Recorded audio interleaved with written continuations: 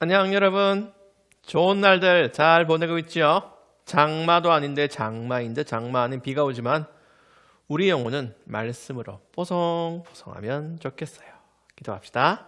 하나님 아버지, 오늘 하루도 하나님의 은혜라고 고백합니다. 깊은 지혜와 바른 가르침을 주세요. 예수님의 이름으로 기도드립니다. 아멘. 오늘은 잠언이 즐겨 가르치는 주제 중 하나가 나옵니다. 그게 뭘까요? 제목은 가만히 있으면 가만히 쓴다인데 감이 좀 멀죠? 일단 읽으면서 생각합시다.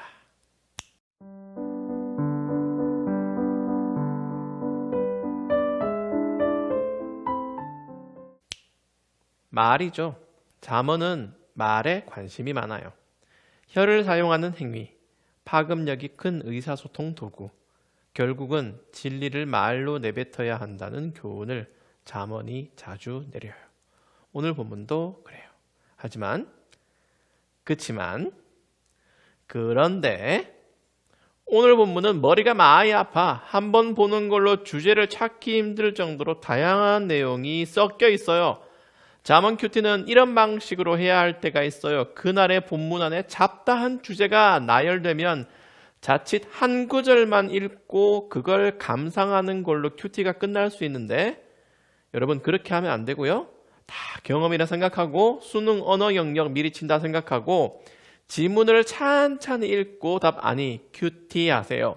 1문단과 2문단이 있어요. 1문단 제목은 할 말 안 할 말, 2문단은 바른 맘 고운 말로 하자. 1문단을 보면 처음부터 유언비어, 가짜뉴스, 중상모략, 뒷담화를 다루죠. 미움을 감추는 자가 왜 거짓 입술을 가진 걸까? 이건 속으로는 미워 죽겠는데 겉으로는 좋은 말만 한다는 거예요. 그게 나쁘대. 왜? 그게 위선이거든. 우리가 남을 미워하는 걸 그칠 수는 없어요. 그렇다고 만날 때마다 꺼져, 짜져, 뿌잉뿌잉 이래서는 안 되지. 또 그렇다고 속으로 죽어라 이러면서 겉으로는 사랑해, 축복해 하는 건 거짓이요. 이거 먹을래? 먹어, 괜찮아, 좋아서 주는 거야 하면서 뒤에서는 돼지 같아, 돼지 같아 근거 없는 소문이나 퍼뜨리는 것도 나빠. 성경은 그걸 악인의 행동 방식이라고 해요. 정말 악해요. 이 문단 볼까? 23절에 미련한 자는 악한 행동에서 쾌락을 찾는다. 페이스북이 없던 기원전에도 익명 악플, 짜가뉴스 같은 나쁜 짓을 많이 했나 봐. 나쁜 짓 하면서 짜릿해, 늘 새로워, 최고야 라고 말해요. 누가? 정우성이 아니라 어떤 뀨뀨가. 이 뀨뀨가 누군지 찾아보자. 그리고 거기에 대조되는 좋은 사람은 성경에 뭐라고 하나요? 찾아볼까요? 모든 답은 질문 속에 있어요. 땡인의 말과 땡인의 말, 두 땡인을 이 문단에서 찾아보세요.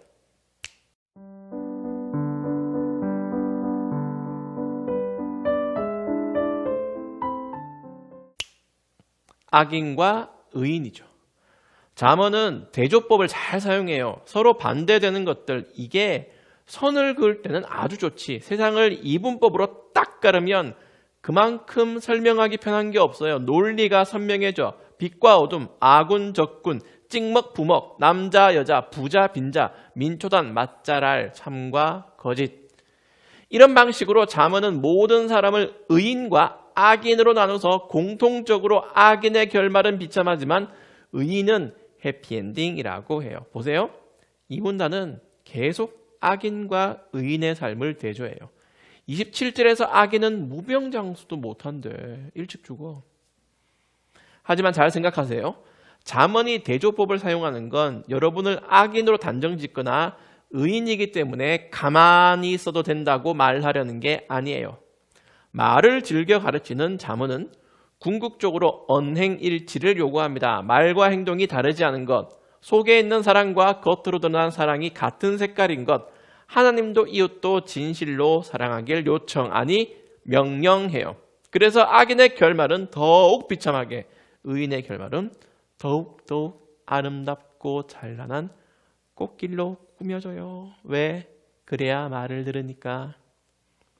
세상에 딱 잘라서 찍먹 부먹은 없어. 부먹파인 나도 찍먹할 때가 있고 리미테이저 되면 찍부 따질 시간에 하나라도 더 먹어.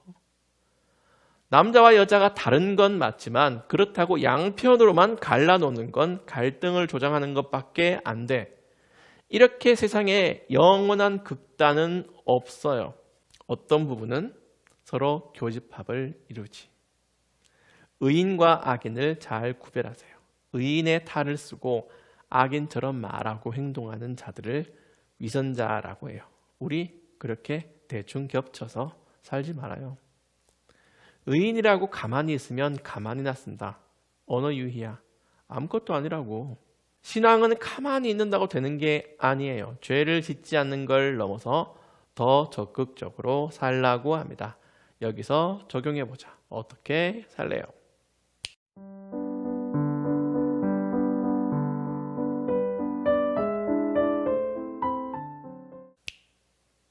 악플 달지 않기. 요즘 같은 때는 더 명심해야지. 오늘날 여러분의 대화 수단은 글자잖아요. 글, 즉 문장은 항상 사람의 인격을 대표하는 수단이야. 그런데 인터넷만 올라타면 돌변해서 악플 다는 사람이 있어요. 그러지 말고 키보드 워리어가 되지 말고. 성경은 이미 수천 년 전에 잠언에서 이걸 경고하고 있네. 신기반기. 인터넷 잘 안 한다고? 그러면 뒷담화 줄이기. 줄이자고. 미워, 싫어, 짜증나, 지겨워, 실망했어. 이런 걸 피할 수 없다 치면 그러면 내 마음을 좀 더 부드럽게 바꾸라는 거야. 언젠가는 말로 되받아쳐야지. 이런 생각일랑 날려버리고 나를 말랑말랑하게 하자고. 적극적으로 좋게 말하는 법을 익히고 또 그걸 따라서 마음도 곱게 먹어야죠. 괜히 뒷담화 까면서 달달하다 하지 말고 나쁜 말을 상처 주면서 내가 원래 직설적이야. 뒤끝은 없어. 이딴 식으로 하지 말고. 잠언은 의인은 의인의 말을 하라고 해요. 의인이라고 주장하면서 악인처럼 겉바속촉 같은 말을 하지 말고 몸과 마음이 모두 좋은 말을 하라는 거예요. 어려워요. 혀와 입술을 조절하는 건 기후 조절보다 더 어려워. 그렇다고 가만히 있으면 안 돼요. 그런 거적대기 걸친 것처럼 대충 아무렇게 살지 말고 바른맘, 고운 말을 쓰는 아름다운 친구들이 됩시다. 기도할게요.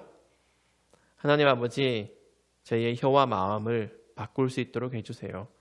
말씀으로 저희를 제어해 주세요. 예수님의 이름으로 기도드립니다. 아멘. 여러분 우산 잘 쓰고 다니고요. 우리 다음 시간에 다시 만납시다.